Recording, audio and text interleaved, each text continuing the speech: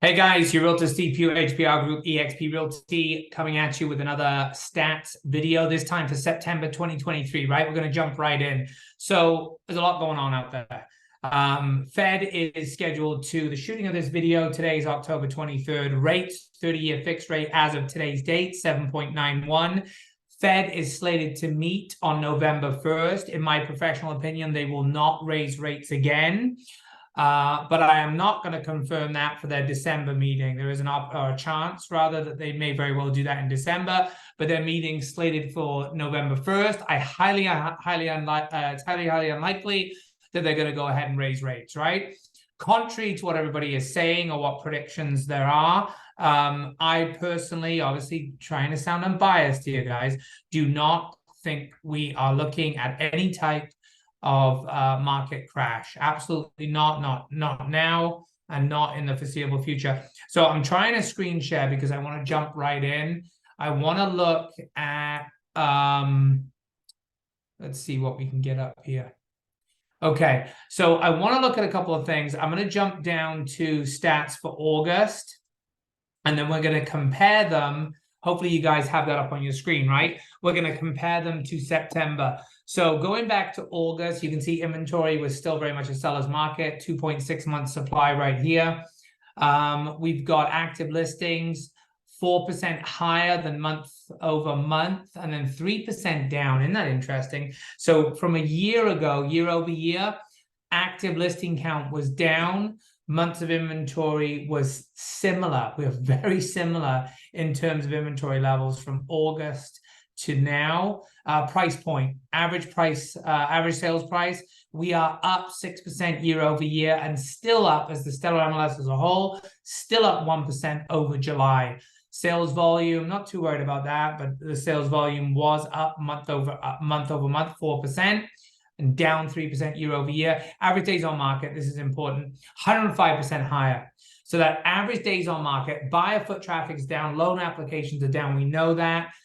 Things are still moving if they're priced right, marketed appropriately, and presented correctly. Presentation, we are helping all our seller clients right now realize that presentation is omnipotent when it comes to getting your property on the market.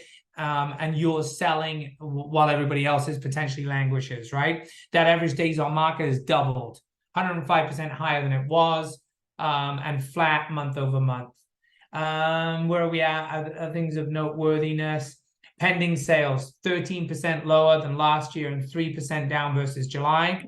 So let's try to switch back. We're going to share again, and we're going to compare this to September if we can. So you should have that up. So you can see the months of inventory is edged up from August to September at a 3-month supply versus 2.6. The average sales price is flat month over month.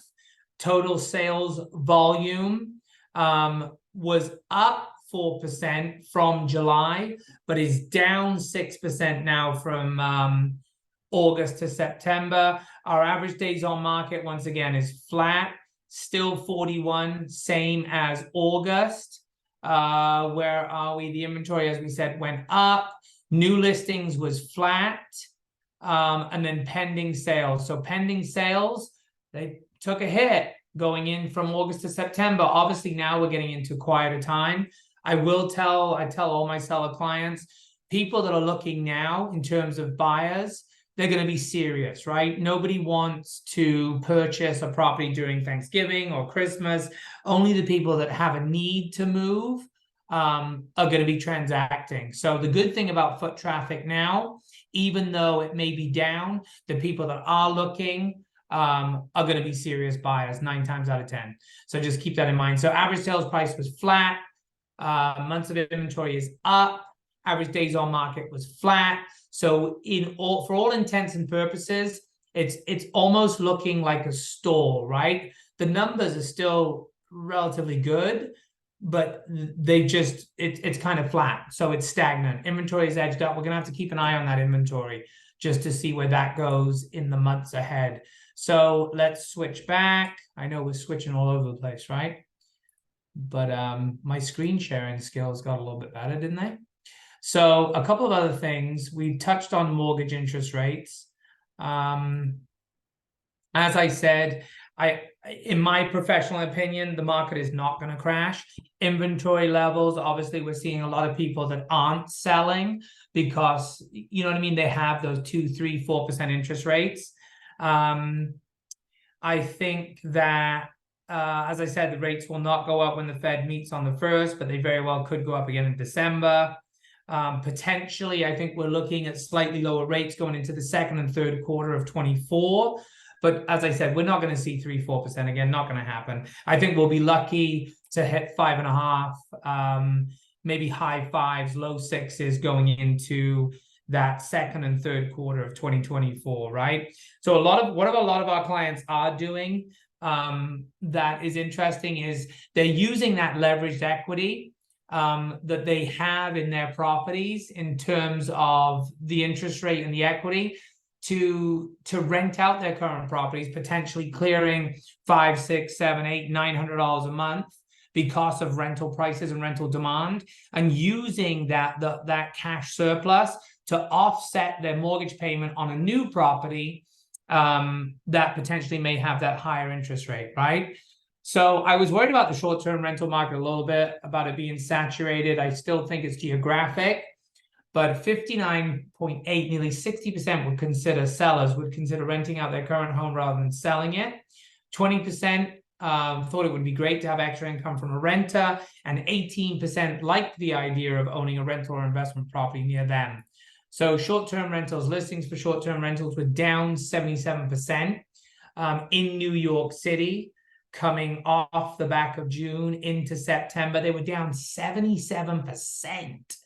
So that's pretty strong. A couple of myths we want to deflate or debunk here, right? Wall Street is buying every home in America. False. Total purchases by size of investor. 1 to 9 properties, mom and pop investors made up the majority of the rental property or investment property purchases through the second quarter. You can see that some of the iBuyers really fell off. So it's predominantly those mom and pop investors that are buying them. Most potential sellers deciding to rent. We can see that throughout California, going into the Southeast and Northwest, percent of sellers who want to rent their home because of mortgage rates. There's more and more of them deciding to rent. Let's skip down to here. What we didn't expect, especially considering 7% plus mortgage rates, was more new listings. And we can see the new listings tick up. As we said, the inventory levels month over month were up 2.6 to 3.1 months supply, at least here locally in Central Florida. Quarterly gains added almost 13,900. The average U.S. homeowner now has about $290,000 in equity. So the average U.S. homeowner has about nearly $300,000 in equity. That's the average. That's a big chunk of change, right? 3 major advantages to having that equity. Number 1, the ability to be an all-cash buyer, ability to give a larger down payment, and access to assisted living residences, right? And then we'll go on to empty nesters. They're dominating home sellers. 77% of sellers have no children at home, right? Under the 18, still living at home. So 1% or 10% rather have 1 child. 8% have 2, and 5% of home sellers have 3 children or more. So these empty nesters really are making up the majority of home sellers. I thought that was interesting, and we're nearly done, guys. Estimated home price performance. Actually, sellers want to be near their family. That was 21%. Top 5 reasons why sellers sold. I added this because I thought you guys may find this interesting. 21% wanted to be moved closer to friends or family, 11% due to retirement, 11% because the neighborhood became less desirable, 10% home too small, and 9% change in familial situation. And then estimated home price performance. So these are projections through 2027. This year, year over year, we're looking at 3%. Remember, 3 to 5% appreciation is average, right? For a stable, balanced, healthy market. 3% 23, 2% 24, and then 3, 3, and 4 respectively through 2027. We'll look at Osceola County real quick in a snapshot, and then we're all done. So closed sales for the county were down 13%. Median sales price still up year over year, you know, versus last year. It's up 1%. Active inventory was up 22% for the county. Median time to contract for Osceola County is 28 days. 3.8 months supply. So versus the stellar MLS, the months of supply in Osceola is slightly higher. And then list to sale price achieved, sellers are still getting 98.2% of sale price. That is down slightly, but they're still hitting those numbers. So there you go, guys. That's your market report for September 2023. Hope you find that information helpful and useful. If you need additional clarification or have questions about any portion of this video, you know, you can reach out to me directly. We froze there for a minute. I know you can reach out, you can reach out to me directly or shoot me a direct message or a text or an email. Make sure you subscribe to our newsletter for additional information that will come out monthly with respects to mortgage news and real estate updates. And also our YouTube channel for information about what's going on in the community and in and around town. So there you go, your Realtor Steve Pugh, HPR Group, eXp Realty. I'm going to hit stop share on this thing and stop recording and make it an awesome week. And I will speak to some of you soon. Take care.